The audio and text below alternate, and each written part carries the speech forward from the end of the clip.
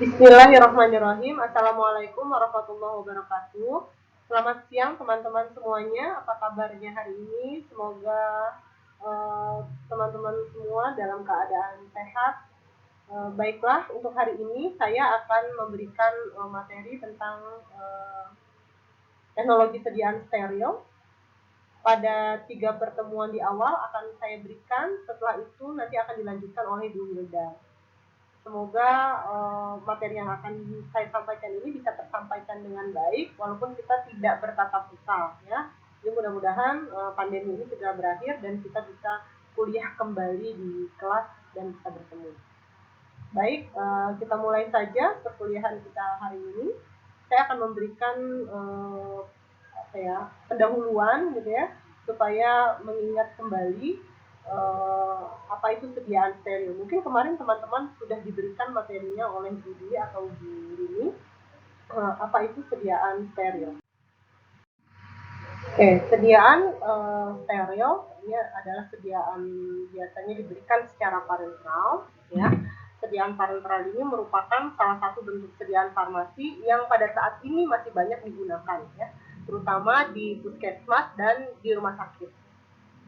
Nah, sediaan parenteral ini merupakan salah satu produk steril, ya. Produk steril artinya dia harus terbebas dari mikroorganisme hidup. Sediaan parenteral ini berasal dari kata paraenteron, berasal dari bahasa Yunani yang artinya menghindari usus.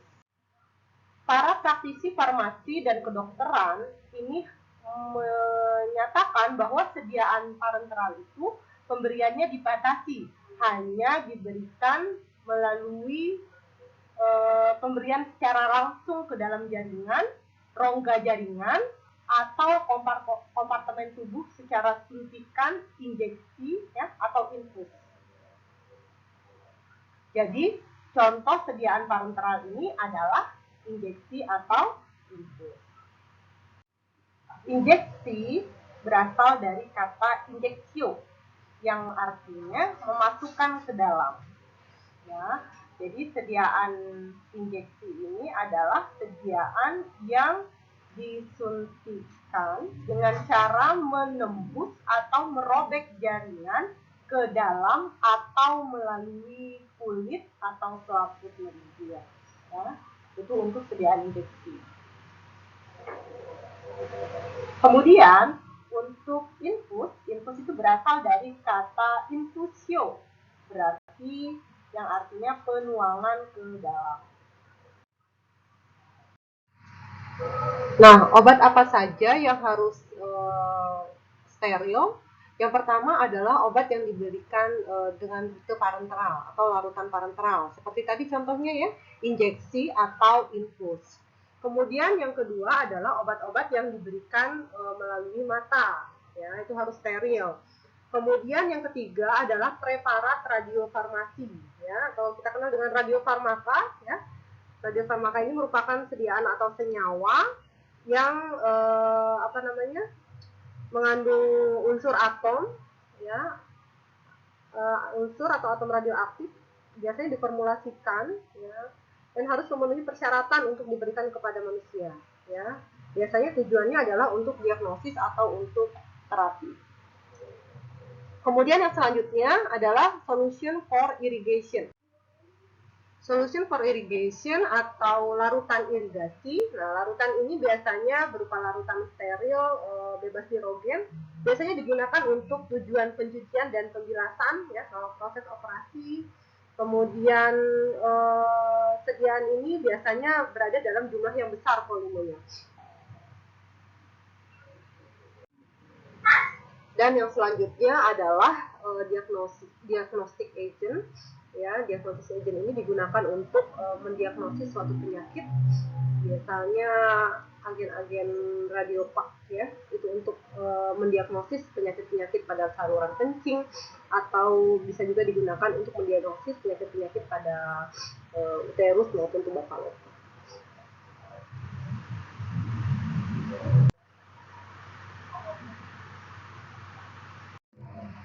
Nah, apa saja tujuan pemberian obat secara parenteral? Nah, obat diberikan secara parenteral tujuannya yang pertama adalah untuk menjamin penyampaian obat ya, terutama yang belum diketahui sifat-sifatnya, apakah dia mudah terdegradasi atau tidak. Nah, ini bisa salah satunya diberikan dengan cara rute parenteral. Kemudian contohnya adalah pemberian obat secara injeksi intraventrikular, ya, misalnya obat golongan aminoglukosida yang sulit menembus lapisan pembatas darah otak atau selaput otak. Ya. Ini dapat dilakukan pada pasien-pasien tertentu yang menderita radang selaput otak atau rongga otak. Jadi orang-orang dengan penyakit meningitis, ya, ini pemberian yang paling baik untuk sampai langsung ke targetnya adalah dengan pemberian rute secara parenteral. Tujuan lain untuk sediaan parenteral ini antara lain yaitu untuk memungkinkan pengendalian langsung terhadap beberapa parameter farmakologi. Jadi untuk mendapatkan efek yang segera, kita bisa memberikan dengan rute parenteral ini. Ya. Kemudian yang ketiga adalah untuk menjamin dosis dan kepatuhan terhadap obat, terutama untuk penderita yang rawat jalan. Kemudian jika kita mengharapkan efek yang maksimal, ya, yang kemungkinan tidak bisa dicapai dengan pemberian obat dengan rute lain seperti rute oral, misalnya bahan aktifnya mudah terdegradasi oleh asam lambung atau mudah terdegradasi oleh proses first-pass metabolisme di dalam tubuh, maka pemberian obatnya lebih baik diberikan secara parenteral. Tujuannya adalah untuk mendapatkan efek obat yang kita harapkan, ya.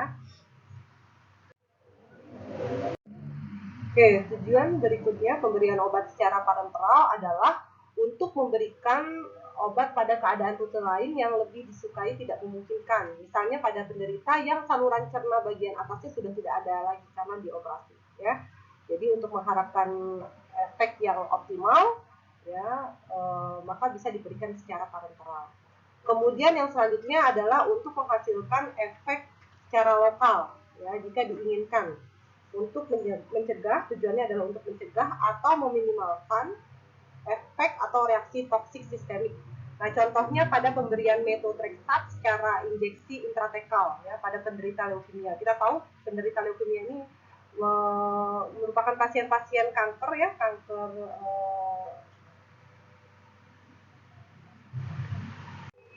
kanker darah, ya, yang berawal dari dalam sumsum tulang belakang, di mana tempat sel darah dibuat, ya. Nah, jadi targetingnya sebenarnya ke sumsum tulang belakang. Nah, tapi pemberian methotrexate dengan pemberian secara oral ini memiliki efek samping seperti batu kering, mual, ya, lemas pada otot, ya. Jadi untuk meminimalisir efek tadi, kita bisa memberikan langsung ke sumsum tulang belakang dengan pemberian secara intratekal, ya. Nah, pemberian obat parenteral ini juga bisa diberikan untuk pasien-pasien yang tidak sadarkan diri, ya. Jadi untuk yang tidak sadar, yang tidak bisa mengkonsumsi obat dengan cara oral, ya, ini bisa dijadikan alternatif. Kemudian untuk pasien yang tidak bisa bekerja sama seperti orang gila, ya. Jadi cara yang paling baik dengan cara disuntikan saja. Kalau dengan pasien, kita menemukan pasien orang gila itu lebih cepat itu diberikan dengan cara parenteral. Kemudian yang selanjutnya adalah jika mengalami dehidrasi. Nah, cara yang paling cepat untuk mengembalikan cairan tubuh salah satunya adalah dengan pemberian secara parenteral. Atau untuk mensuplai kebutuhan nutrisi, nah ini juga bisa diberikan secara parenteral. Kemudian untuk mendapatkan efek lokal yang diinginkan, misalnya dokter gigi, ya, pada proses pencabutan gigi ini biasanya disuntikkan, tapi efeknya lokal saja di sekitar gigi, ya, diberikan secara parenteral.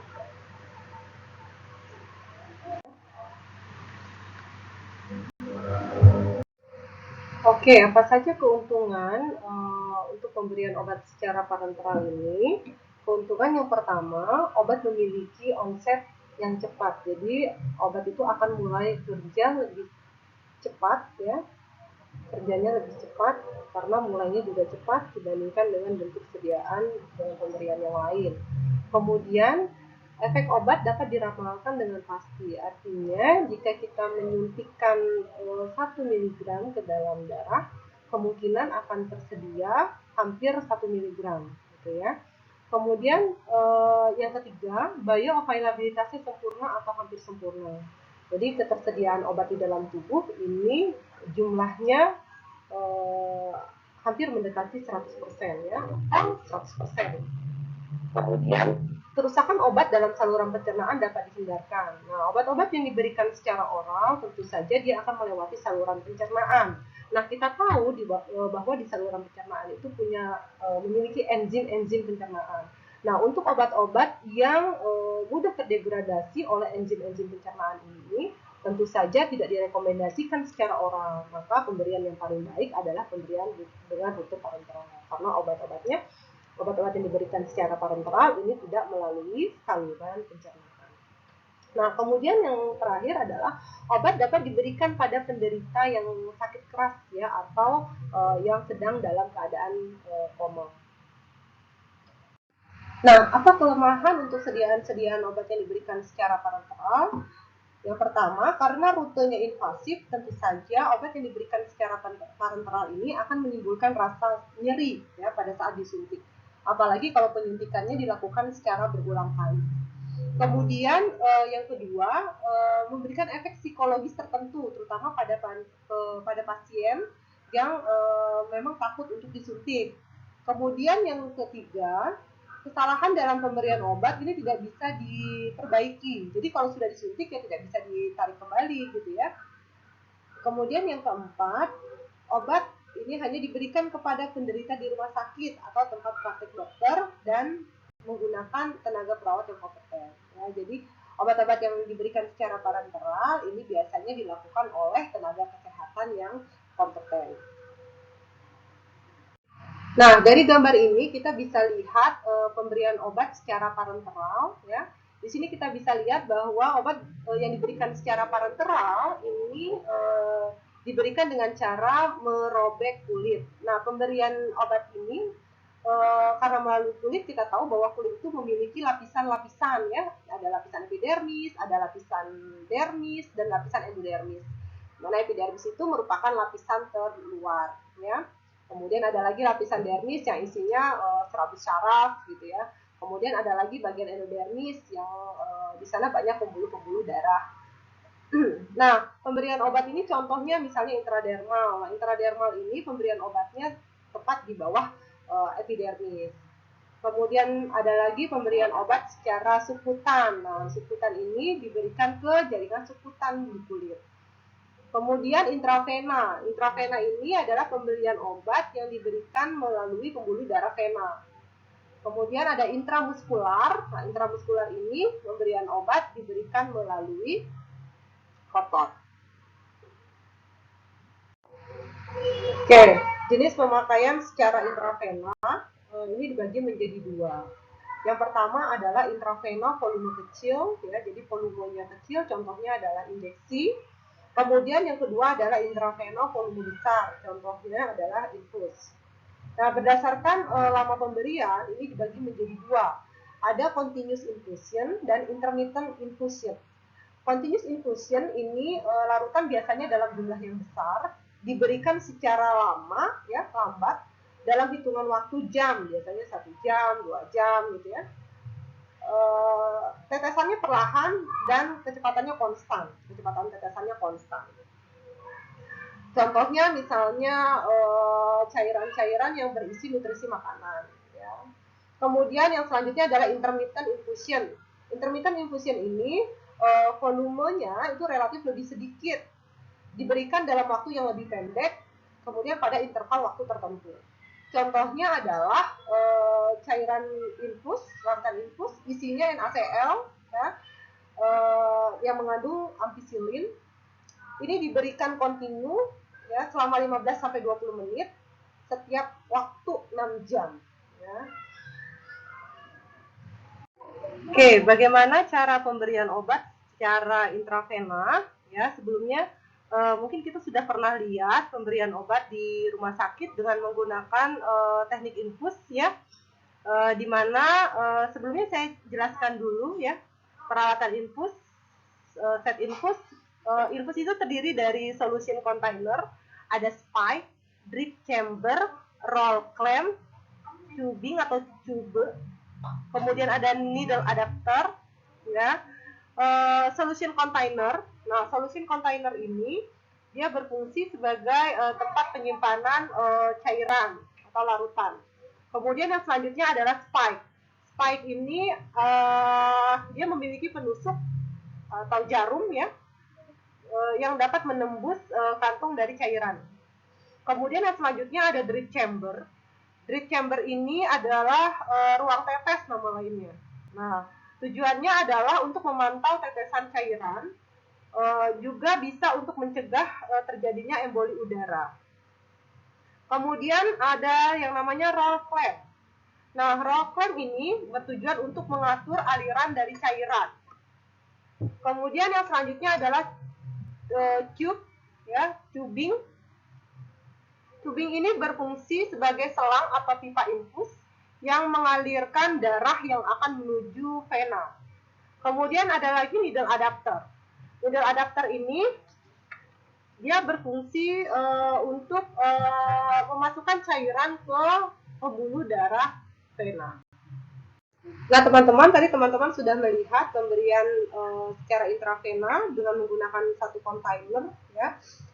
Bagaimana jika kita ingin mentandemnya dengan menggunakan dua container. Kita biasa kenal dengan piggy bank container ya. Jadi kontainernya biasanya berisi tadi larutan NaCl yang memiliki kandungan obat-obat tertentu seperti tadi golongan antibiotik. Untuk menggabungkannya kita tidak perlu membuka kontainer utamanya, tapi kita bisa menggunakan Y injection site atau Y injection connector. Nah, Y injection connector ini merupakan bagian dari tube ya, yang berfungsi sebagai tempat penyuntikan obat intravena, atau jika kita ingin memberikan atau menambahkan kontainer lagi. Kenapa disebut Y injection connector? Karena dia memiliki bentuk seperti huruf Y. Jadi dia punya dua lubang ya, satunya untuk kontainer utama dan satunya lagi bisa digunakan untuk piggy bank container, atau bisa kita suntikan secara injeksi melalui Y injection site ini. Nah, indikasi penyuntikan secara intravena ini biasanya digunakan untuk menjamin penyampaian obat bila terjadi kondisi shock pada pasien. Kemudian yang kedua, bisa menyeimbangkan elektrolit dalam tubuh secara cepat. Kemudian untuk mencapai efek farmakologis dengan cepat, ya, khususnya dalam keadaan-keadaan darurat, ini bisa dijadikan alternatif dengan cara menyuntikkan secara intravena. Kemudian untuk pengobatan penyakit-penyakit serius, kemudian untuk pemberian makanan secara kontinu, ya, kita bisa memberikan secara intravena. Nah, tadi sudah dijelaskan di awal bahwa sediaan parenteral itu syaratnya harus steril. Nah, bagaimana melakukan proses sterilisasi? Proses sterilisasi dapat dilakukan dengan menggunakan dua metode, yaitu secara fisika dan secara kimia. Secara fisika, kita bisa melakukan proses pemanasan, radiasi sinar UV, atau dengan menggunakan iradiasi ionisasi. Dengan proses pemanasan, kita mengenal dua, ada pemanasan secara basah atau dengan kering. Pemanasan basah kita menggunakan sterilisasi dengan tekanan atau sterilisasi uap. Biasanya kita menggunakan autoclave. Nah, penggunaan autoclave ini sangat menguntungkan karena bersifat non-toksik, kemudian dia mudah diperoleh dan relatif lebih mudah dikontrol. Nah, ada beberapa hal yang harus kita pertimbangkan kalau kita melakukan sterilisasi dengan menggunakan autoclave. Yang pertama adalah waktu, berapa lama waktu yang kita butuhkan, kemudian suhu dan kelembaban. Nah, penggunaan autoclave ini biasanya kita mengatur suhunya yaitu 121 derajat Celcius, waktunya adalah selama 15 menit.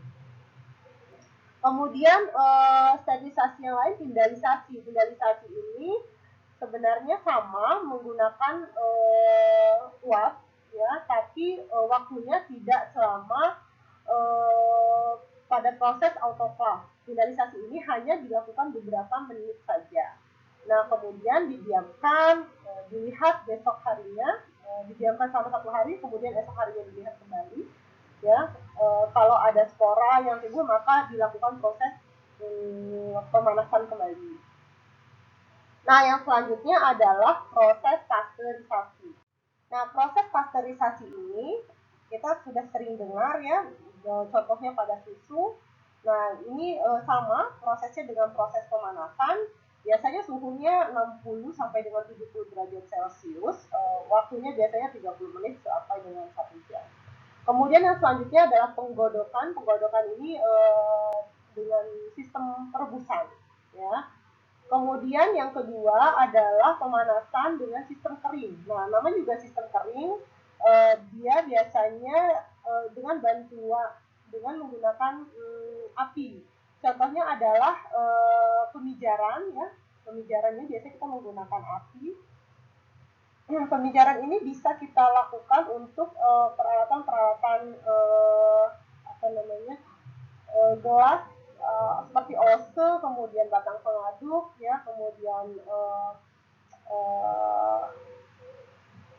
pipet tetes, ya, ini kita bisa melakukan pemijaran atau pelambir di atas. Nah, kemudian metode yang lain yaitu dengan menggunakan oven. Nah, dengan menggunakan oven ini harus dipertimbangkan suhu yang kita gunakan untuk proses sterilisasi. Umumnya suhunya adalah 100 derajat Celcius, waktu yang dibutuhkan adalah 1 jam. Kemudian teknik yang kedua adalah radiasi dengan menggunakan sinar UV. Nah, sinar UV ini adalah gelombang elektromagnetik dengan panjang gelombang 100 sampai dengan 400 nanometer. Ya. Biasanya sinar UV ini digunakan untuk sterilisasi ruangan pada penggunaan aseptik. Kemudian yang selanjutnya adalah iradiasi ionisasi dengan menggunakan radiasi elektromagnetik, gelombang elektromagnetik, dan radiasi partikel dengan filtrasi. Dengan filtrasi artinya dilakukan proses penyaringan terlebih dahulu terhadap bahan yang akan kita lakukan proses sterilisasi. Nah, filtrasi ini dapat kita gunakan alat penyaring. Penyaring yang digunakan biasanya adalah saringan porselen, ya, yang terbuat dari porselen, atau dengan menggunakan tanah diatom. Nah, cuma dengan menggunakan saringan porselen ini lebih mahal, ya, harganya, dan sulit untuk dibersihkan. Umumnya biasanya menggunakan saringan asbes. Nah, saringan asbes ini keuntungannya dapat dibuang setelah digunakan.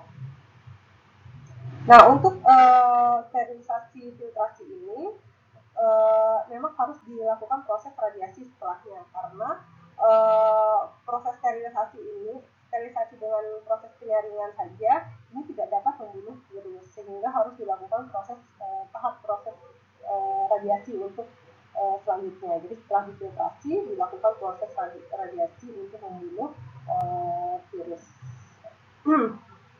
Kemudian cara sterilisasi yang kedua adalah secara kimia. Nah, sterilisasi dengan gas ini kita bisa menggunakan gas untuk memaparkan bahannya, gitu ya. Nah, umumnya gas yang digunakan adalah etilen oksida, kemudian klor dioksida, kemudian uap dari hidrogen peroksida, dan formaldehid. Nah, secara kimia kita juga bisa menggunakan bahan kimia untuk proses sterilisasi atau desinfeksi.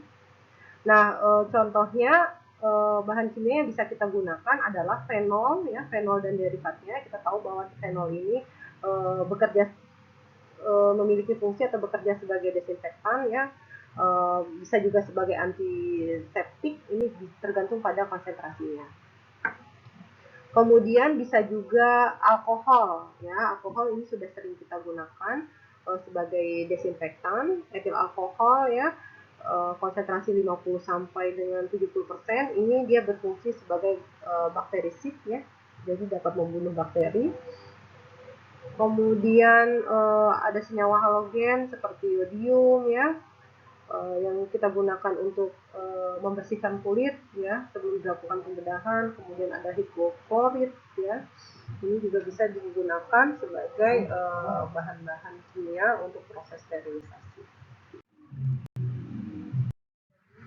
Nah, gambar ini adalah contoh meja kerja stereo ya, kita kenal dengan nama laminar airflow. Nah, harusnya untuk produk-produk stereo kita bisa mengerjakannya di bawah laminar airflow ini. Nah, laminar airflow ini kita kenal dengan nama meja stereo ya, karena laminar airflow ini prinsip kerjanya adalah menghirup udara dari luar, kemudian dilakukan proses penyaringan ya, penyaringannya dengan menggunakan HEPA filter, kemudian dihembuskan kembali tadi dari HEPA filter tadi diperoleh udara yang bersih dan dihembuskan kembali ke dalam ruang laminar airflow ya. Jadi prinsipnya sangat sederhana ya, jadi menghirup udara dari luar, kemudian dilakukan proses penyaringan oleh HEPA filter, dan HEPA filter menghembuskan kembali udara yang tadi sudah dilakukan proses penyaringan ke dalam ruang laminar airflow. Nah, laminar airflow ini ada macam-macam. Ada yang tipe horizontal laminar airflow, ada yang tipenya vertikal laminar airflow. Apa bedanya? Bedanya adalah teknik penghembusan udaranya saja. Kalau horizontal ini laminar airflow, dia dapat menghembuskan udara dari depan ke belakang, gitu ya. Jadi kemungkinan kalau dari depan ke belakang ini kemungkinan penyebaran udara di ruang kerjanya akan lebih besar. Nah, kalau vertikal laminar airflow ini menghembuskan udara dari atas ke bawah, ya. Jadi yang berbeda hanya aliran udaranya saja.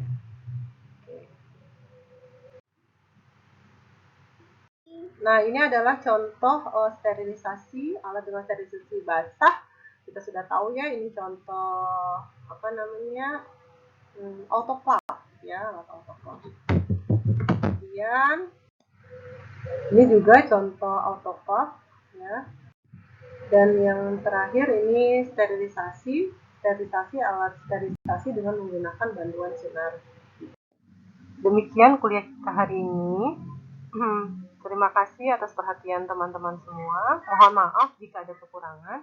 Dan insya Allah kita bertemu kembali minggu depan. Tetap di rumah ya teman-teman, dan tetap jaga kesehatan. Kita sama-sama berdoa semoga pandemi COVID-19 ini segera berakhir dan kita bisa beraktivitas kembali seperti biasa. Assalamualaikum warahmatullahi wabarakatuh.